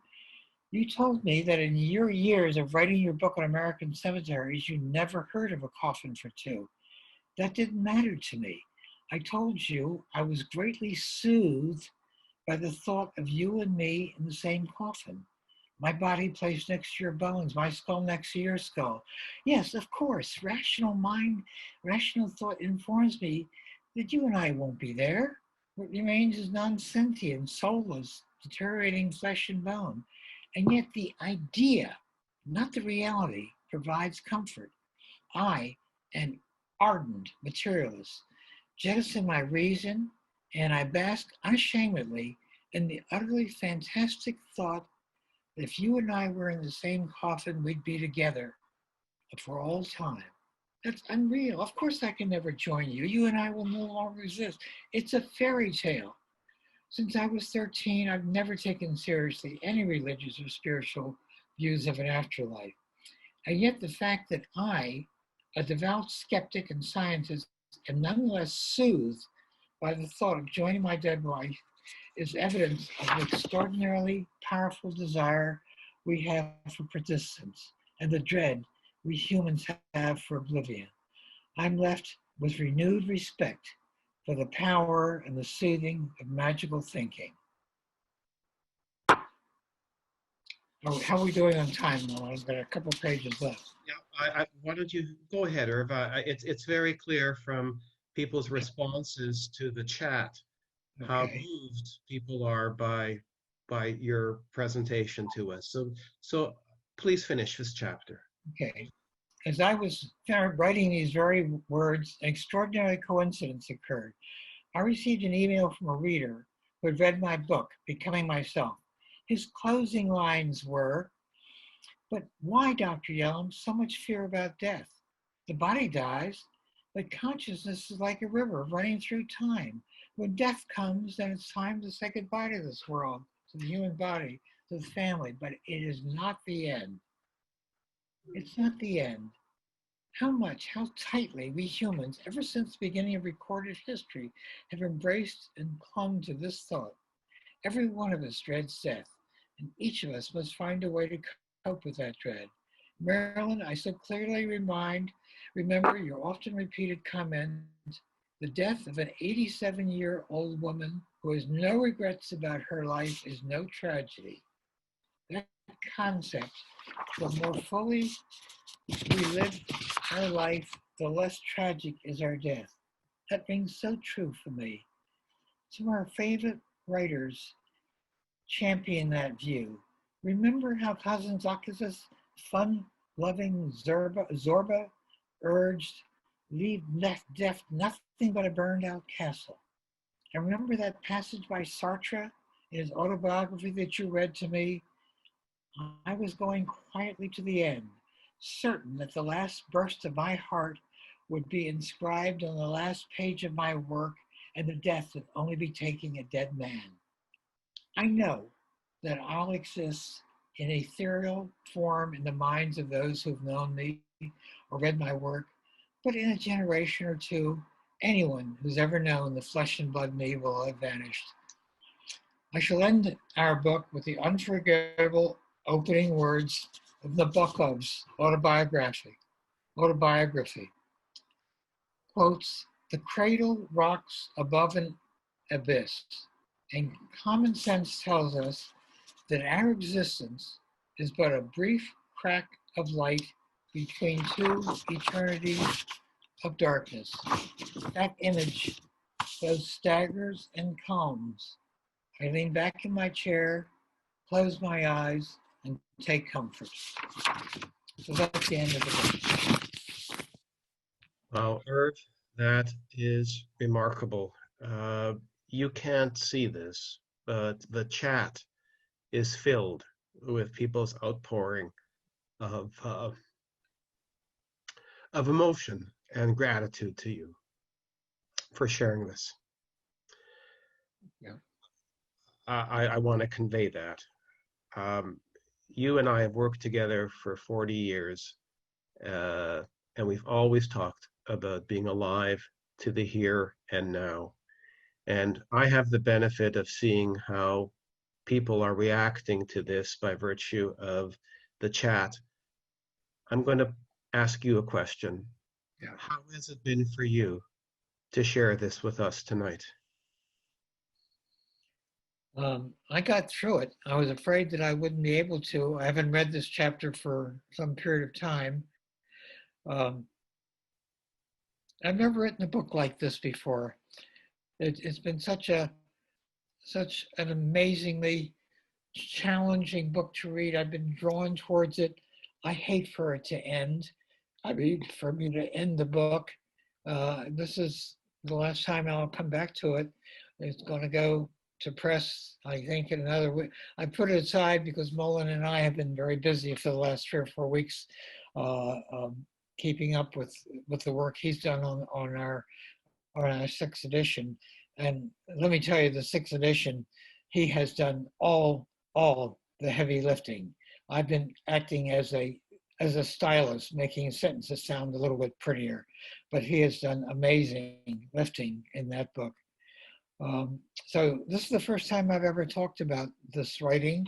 It's the first time I've talked for an audience for about 1.5 years, and I'm glad I got through it without breaking down completely. Well, Irv, it's been a gift. It's been a gift to us, and I think we should preserve the chat texts because I think they will be very meaningful for you to read. So I'm asking if we can hold on to that. I think we have a few minutes left. Mm-hmm. I'm sure people appreciate that we didn't, we planned and planned and planned, but when you do something like this by Zoom, it's not like doing it in a room in person. And I wish we had more time for questions, but we have a few minutes for questions. And Diane Fearman is going to acknowledge people. If you want to pose a question, go to the participants and click on raise hand, and then Diane will direct that to us.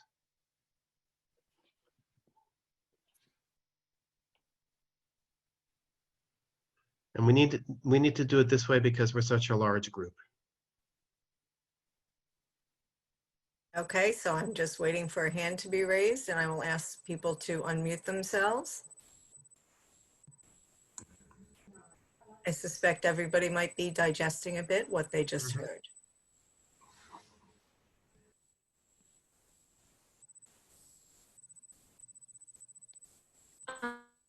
One participant, Bermond, has been messaging me privately. I'm wondering if he would like to unmute himself to ask his question. Can I make a question? Yes. Yes, go ahead. All right.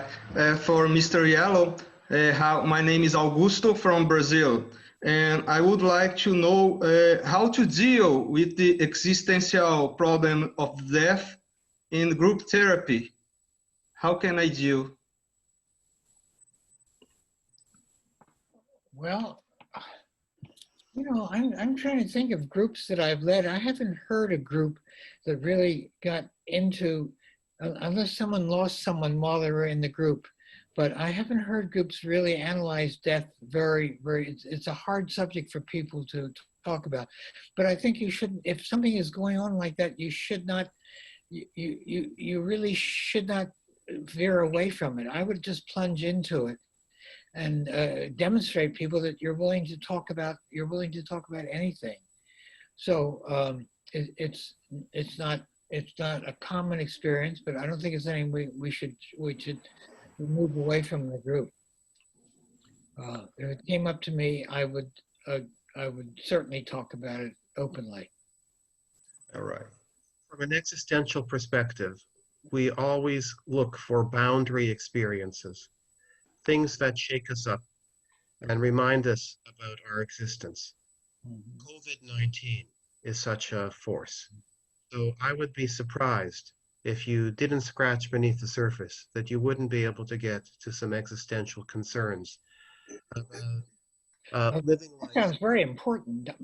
Well, you ought to pursue this a little bit because, I think you're onto a very important topic right now. Please continue on that. So what I would encourage Vermont is to ask people how they live their life in the face of this potential mortal illness.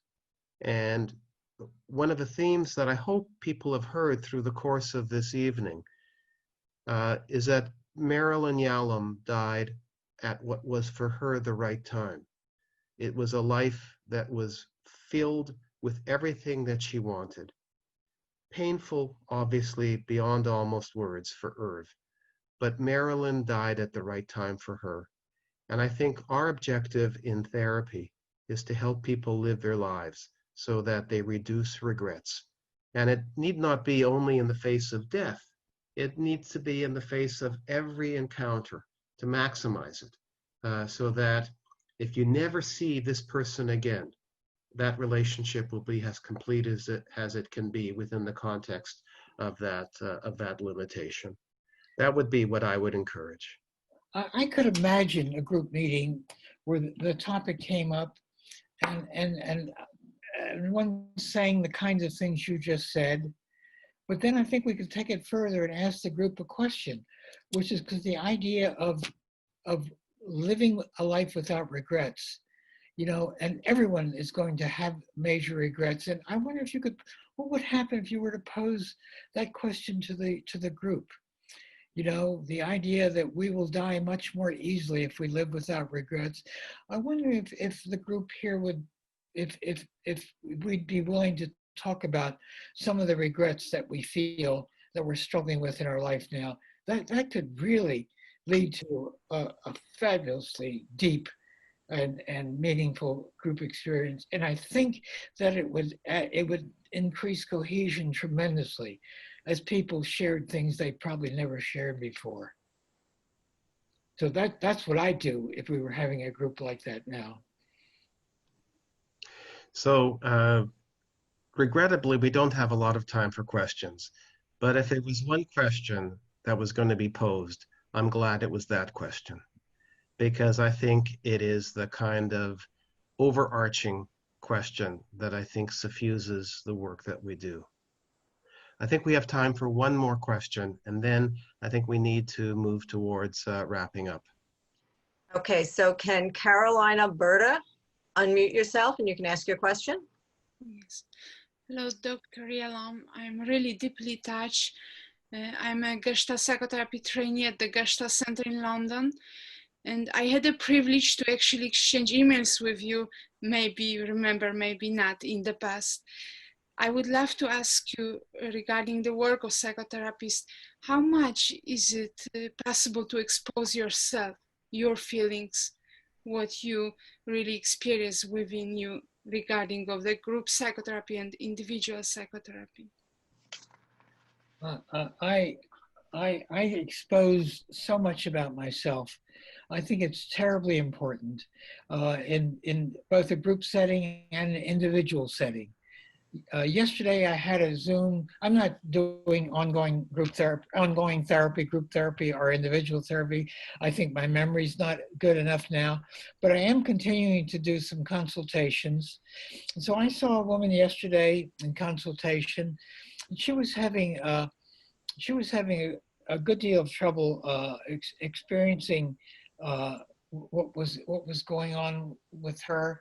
And we were talking about her therapy. She had been in therapy for a long time with someone for about 8 years now, and she was thinking of not knowing what to do. The therapy wasn't helpful to her for anymore, and I was raising a question with her that, I think it may be important for people to try different kinds of therapy during their experience. And then I talked about myself. I said, I've been in several different kinds of therapy. I started off in a psychoanalysis when I was a resident in psychiatry. That was 600 hours to a very traditional psychoanalyst. I don't think it was well spent. But then I did a lot of interpersonal work with other therapists. I worked with Rollo May for a couple of years. I met with Victor. So I just told all these various things about myself. That changed the whole nature of our together. She suddenly unlocked, she suddenly revealed herself. I'm a strong proponent, maybe way over our extreme end of self-disclosure. So I think I've never seen an incident where it hasn't been helpful for therapy. So I'm at the opposite end for that very, very tight-lipped analyst that I had 50 years ago who revealed nothing about herself. Thank you very much. Folks, that was a very good second question, but I'm afraid that we are at our time limit, and I know that there are some logistical issues to address, so in a sec, Jen, I'm going to ask you to come onto the call and remind people what they need to do. But Irv, if you can show people the photo again of you and Marilyn, I think that would be good, because I got a text that it wasn't clear to everyone. So if you don't mind showing it again. Maybe the glass takes, is that good? Yeah, people are nodding their heads. I think they can see that lovely photo. Thank you. This is one of the photos that I still keep turned to the wall. I can take a look at it for a couple of minutes, but it means I've got a long way to go in the grieving process before I can look at it straight on. Well, I know that we all wish you comfort and strength, Irv, through that process.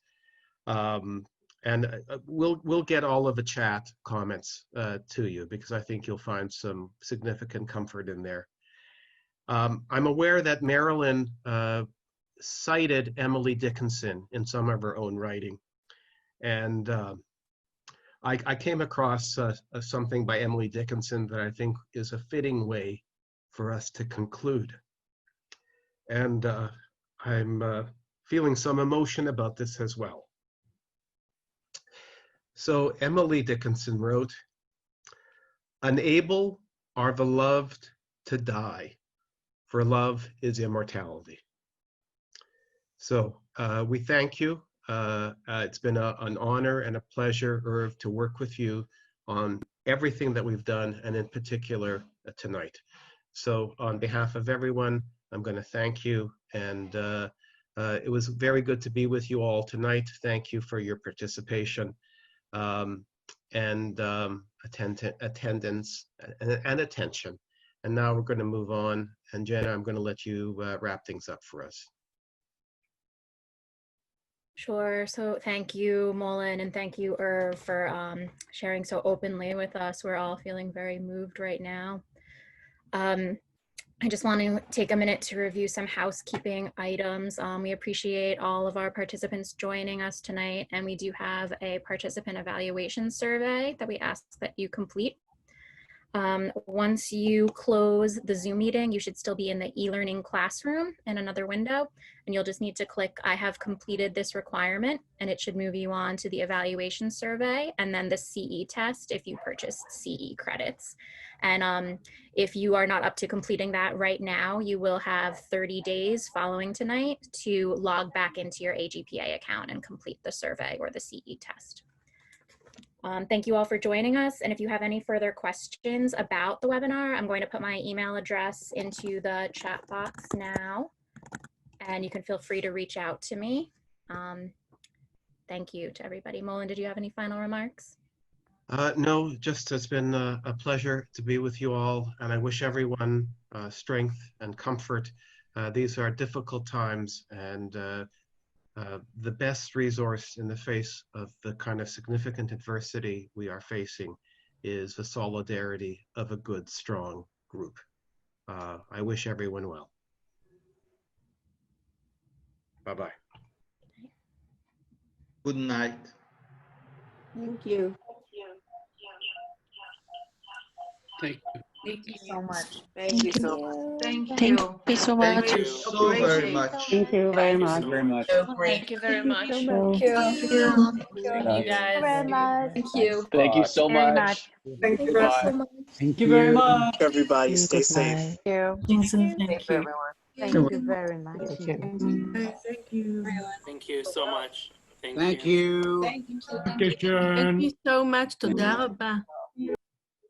Bye-bye. Thank you. Bye. Bye. Lorna. Thank you. Bye. Hi, Sherry. Cheryl. I'm so moved. What a historic, what a historic event. Yes or no? Yeah. Yeah, just suddenly had Sherry. It's tingly. Thank you. Thank you. Bye-bye.